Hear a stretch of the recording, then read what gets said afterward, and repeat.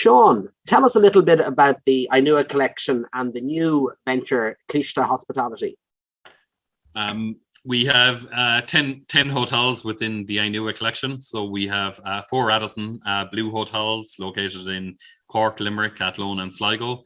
And then we have Muckers Park Hotel in Killarney, where I spent many years myself, the Hibernian Hotel in Kilkenny, the Tullamore Court Hotel, and the Hillgrove Hotel in Monaghan. And we own those eight properties in the iNUA collection.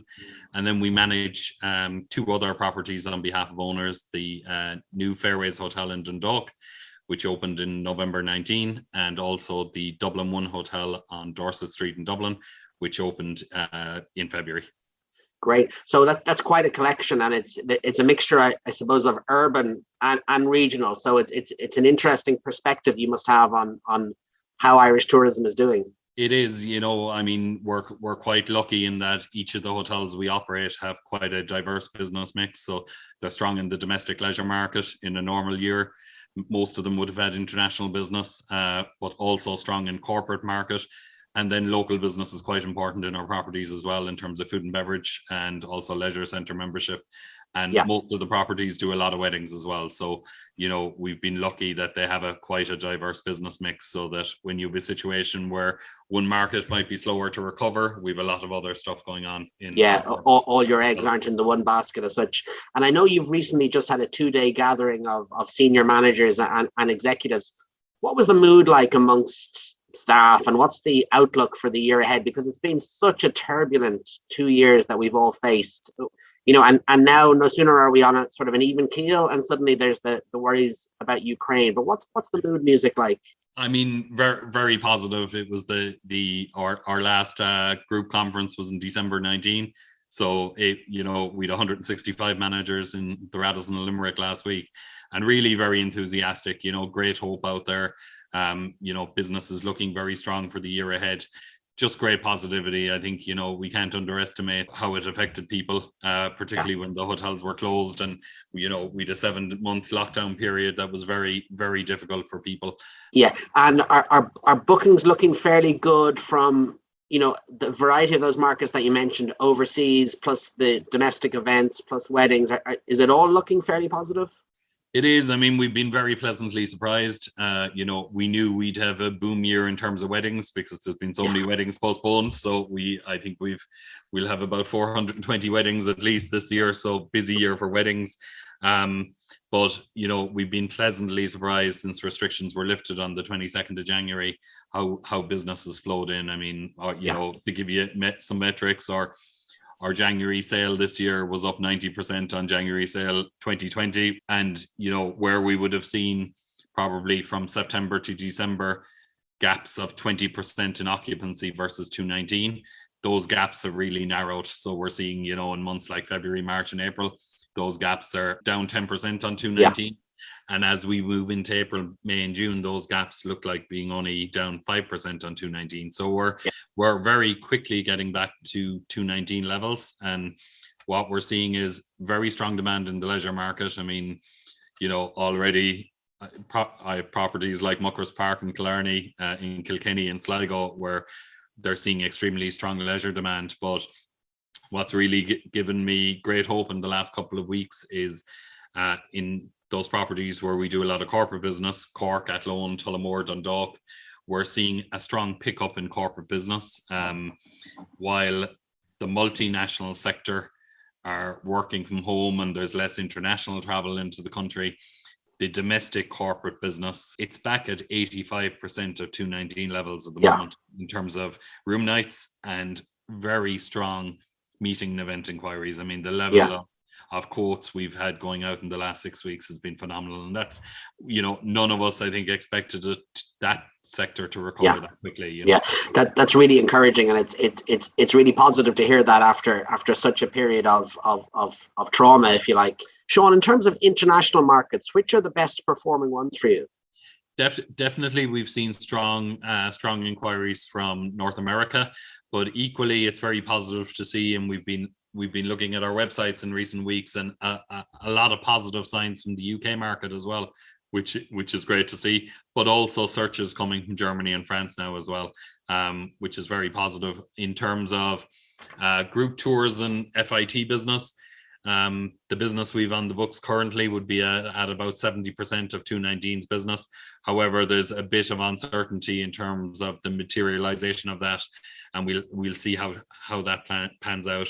My only slight concern would be we've seen our first cancellations from North America this week, citing the war in Europe as a problem. Yeah.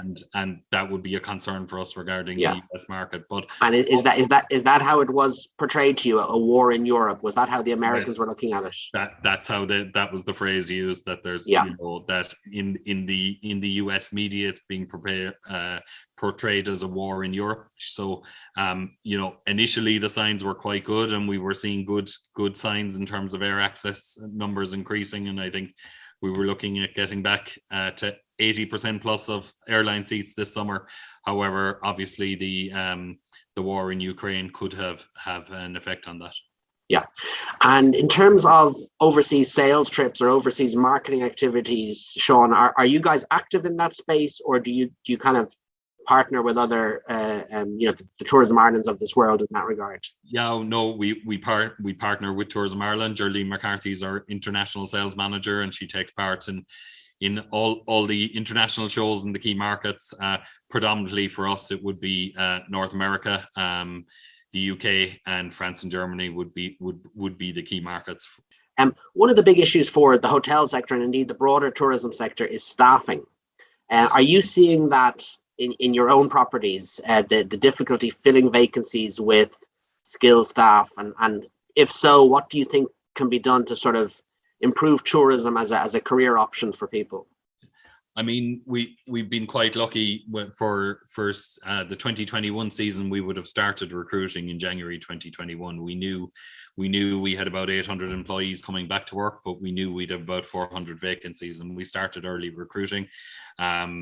I think, we used social media very well to engage with people. We used a lot of employee testimonial videos of people telling their story about why they loved working in hospitality and tourism.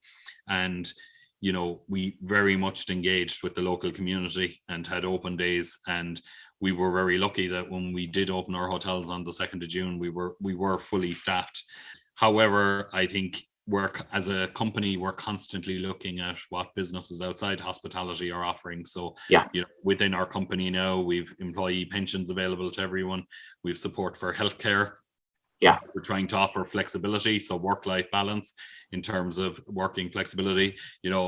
Unfortunately, the nature of hospitality is, you can't work from home in 95% of our roles. But we are looking at how we can be more flexible and manage that work-life balance, and also what benefits we can offer employees. We've a huge emphasis too on learning and development. So we have a lot of people. We have about 15 people on training management programs. We've about 20 trainee chefs, and we support them going to college. We pay their college fees. We pay them while they're going to college. So a lot of those initiatives have really helped us as a company. We've also recruited an international talent acquisition manager. He's engaged across Europe with all the hospitality colleges. So you're specifically going out to European markets and recruiting them into Ireland? We are. I mean, we expect going into this summer season again, we'll need to find about 300 employees for the high season. We're looking for 50% of that to come internationally, at 50% from the Irish market. I think, there's no doubt we've an education piece to do in terms of hospitality and tourism, and we've I know in the Hotel Federation we're talking about how we engage with transition year. It's a complex area, but we're such a labor intensive industry. We have no choice but to get it right. You mentioned the Irish Hotels Federation. I know you're particularly active in that space. Tourism did well, didn't it, during the COVID pandemic in terms of political traction, and that was down to the likes of the IHF, ITIC, the ITIA, the kind of the stakeholders within the industry actually engaging with government. Is that something, do you think, that we can continue post-COVID, or was it sort of a feature, if you like, of the emergency that we were in?